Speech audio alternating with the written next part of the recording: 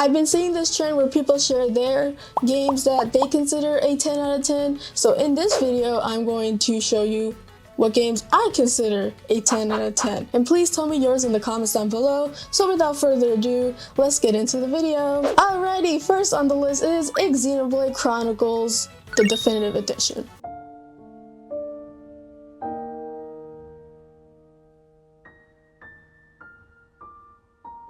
Immediately, this was the first game that came in mind when I was making this list because I'm a huge fan of the Xenoblade Chronicles trilogy, but I decided to go with Xenoblade Chronicles 1 because that's my favorite. The reason this game is a 10 out of 10 for me is because it's a good combination of many different things to make the whole experience awesome and memorable. And another aspect I love about Xenoblade Chronicles are the characters. They make the world of the Bionis and Mechonis feel so alive. Each character possesses a unique identity and go through personal journeys, and you can't help but cheer them on as the game continues. And that's going for the antagonists too. They're really well written and not like those one-dimensional kind of villains. But that's not all this game has to offer because the gameplay is unique as well. This game uses real-time combat and a system that relies on arts, skills, and teamwork. Also, one of the game's standout feature is the open world. Xenoblade Chronicles 1, 2, and 3 have a very beautiful, stunning open world experience, and that's no surprise because Monolith Soft actually played a role in Breath of the Wild and Tears of the Kingdom, so they know how to do an open world. It's an absolute masterpiece that deserves nothing less but your time. Now on to something a little bit more lighthearted, and that is Paper Mario and the Thousand-Year Door.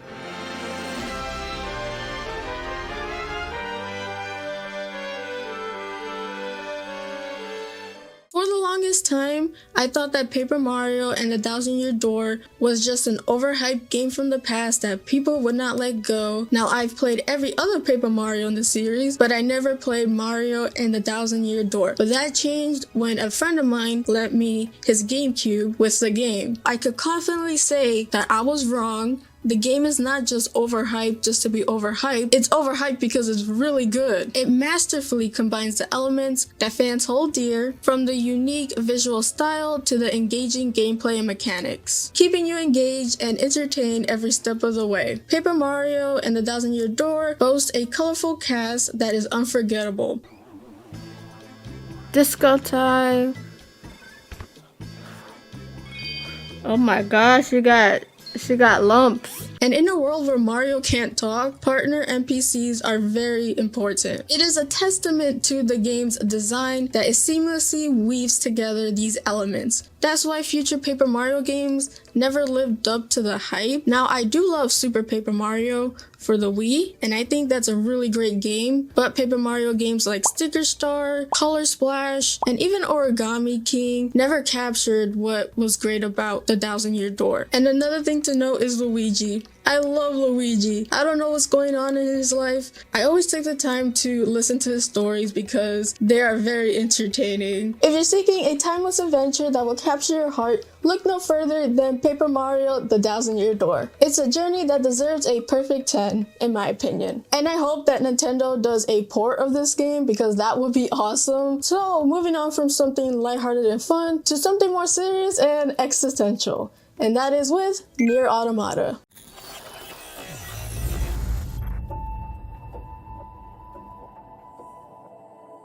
Nier Automata is an extraordinary game that defines convention, delivering an experience that transcends the boundaries of traditional storytelling and gameplay. With its masterful exploration of emotional damage, and a lot of it, and its ability to evoke existential dread, all coming from the chaotic mind of its developer Yoko Taro and his team. Nier Automata T-shirt, Nier Automata T-shirt, Nier Automata T-shirt, Nier Automata T-shirt.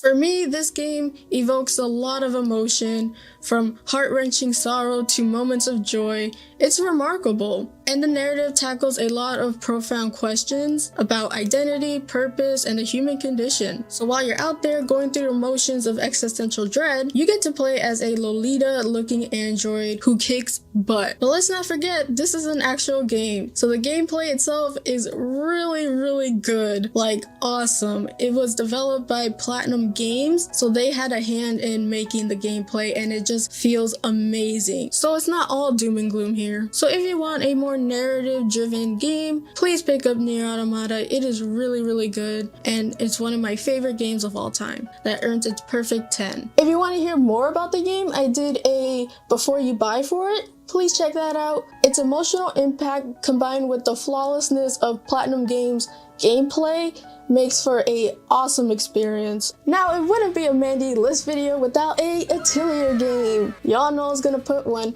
and for this video, I'm going to add Atelier Sophie 2 as our number 4 pick.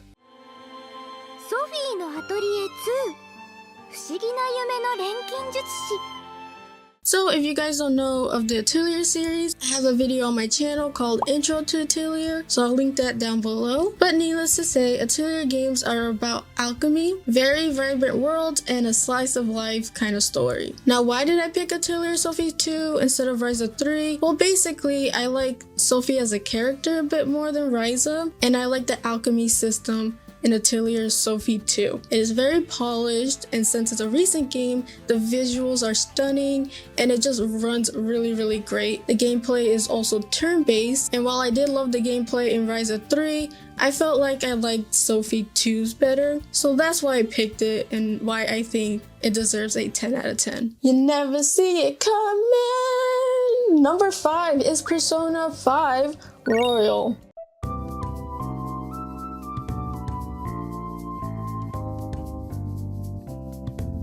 Persona 5 is a great game that not only blends character development within a story, it's also a game with unique aesthetics and a banging soundtrack to boot. But not only that, it offers a narrative that poses the question, what really is freedom? Can freedom be real? And the whole concept of Persona. Also, all of the Persona games tackled the philosophy of Carl Jung, which if you guys don't know, he coined the term persona and all of the archetypes that we see in the game. It's very interesting how Persona games take these motifs and weave them into their story, and Persona 5 is no exception. Visually, Persona 5 is a treat for the eyes. The game is very pretty. It has this unique art style where it's not realistic or cartoonish, it's somewhere in the middle, and it has a lot of aesthetic flair to it, from the menus to the character costumes. So if you guys don't know, the Persona series is an offshoot of the Shin Megami Tensei series. Now, what makes Persona different is that it has a turn-based combat, but it also relies a lot on social aspects. So you're going to want to talk to people, get to know them, and then they become your confidant, and confidants give you special bonuses in battle. So it really prioritizes you to talk to people,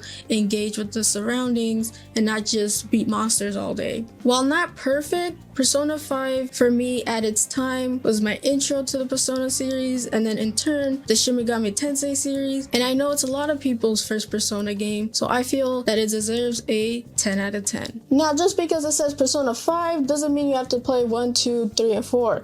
Ironically enough, most of the modern Persona games are just now going on all consoles, just now. So I started with 5 and pretty much had to work my way backwards. So if you're seeking a game with demons, cool lore, Jungian psychology thrown in there for good measure, then Persona 5 is for you. Do you ever wish in an RPG where you could play more than the main story, where you could experience different stories? Well, I got good news for you, because Octopath Traveler 2 is for you, because you follow 8 different characters on 8 different journeys.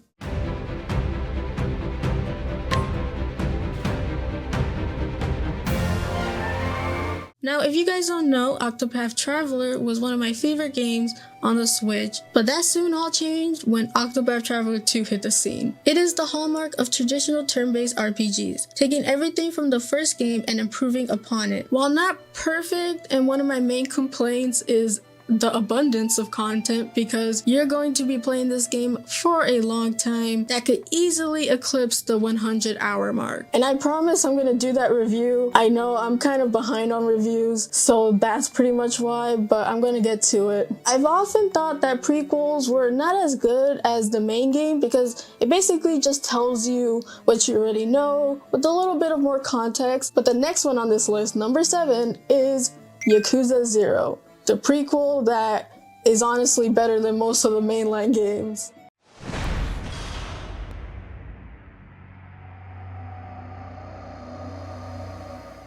In Yakuza 0, you get to see the streets of Kamurocho and Satori come alive with a level of authenticity that is nothing short of breathtaking. From the karaoke bars, which is my favorite, to arcades, and most importantly, cabaret bars. And you also get to own and operate your own cabaret bar in the game as a side game, which I loved so much, and my cabaret club was the best of the best. The gameplay also adds to the fact that you are in a Yakuza game because you do a lot of fighting. And it also has quirky side activities and side quests that are just hilarious. It's just too funny.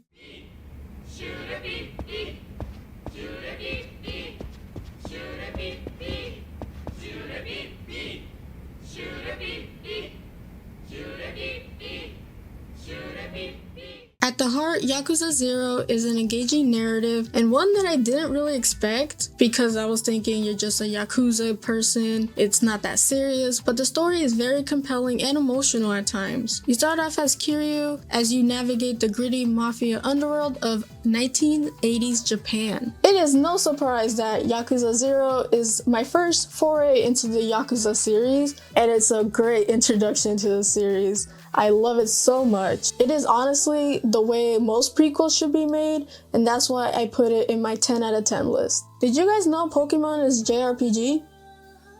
Well, now you know, because my next one is Pokemon HeartGold and SoulSilver.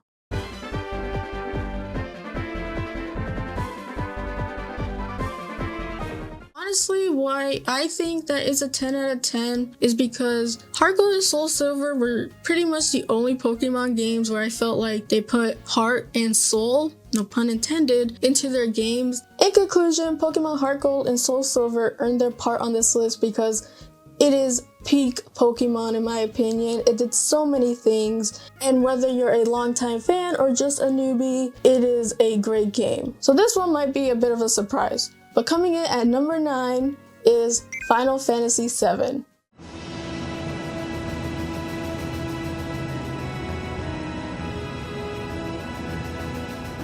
Now I know I give Final Fantasy VII, especially the remakes, a hard time, but in reality I love Final Fantasy VII, the original. At the core of Final Fantasy VII lies its unforgettable characters. Each individual is written with a degree of care, drawing players into their personal journeys and forging deep connections. That can't be said about the protagonist though. And even to this day, people still talk about the characters. I've even seen some fan-made books that are really good. The story for Final Fantasy VII takes a unique approach, well back then, because it ditched the whole fantasy, magic-based stuff, and while there's still magic in Final Fantasy VII, it's more industrial than anything. So while nowadays, things like that are not that big, you gotta understand that back then, Square Enix took a big risk with changing the whole style of their story, and it paid off really well. To this day, Final Fantasy VII is one of the best games of all time. Now, everything is not all different in this game, still has the traditional turn-based combat, using magic and different abilities to destroy the enemy. Final Fantasy VII is a timeless classic that deserves its spot in my 10 out of 10. Did you guys like the Mario movie? I love the Mario movie, especially the dynamic between Mario and Luigi. I was fangirling in those moments because they remind me a lot of Mario and Luigi games. So the next one, coming in at number 10, is Mario and Luigi Partners in Time.